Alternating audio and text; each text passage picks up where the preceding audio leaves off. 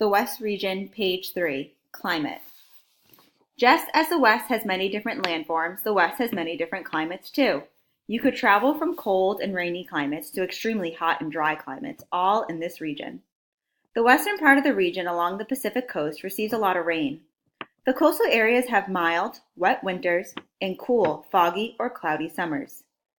As you travel east across the region through the Great Basin, the rainfall amounts decrease and the temperature gets warmer. In the Rocky Mountains, there is a heavy snow in the winter.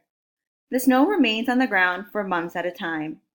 Once the snow melts, the water goes into the Colorado, Rio Grande, and other rivers. Alaska has a unique climate. It is cold and wet for much of the year. Many places in Alaska receive as much as 100 inches of precipitation a year. Because Alaska is further from the equator than any other state, it is the coldest state. Alaska has short summers and long winters. Its winters are so cold that house flies can't survive there. Lakes and rivers are frozen for most of the year. Hawaii lays closer to the equator than any other U.S. state.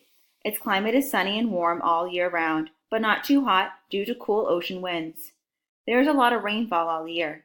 This helps palm trees and other tropical plants grow year-round.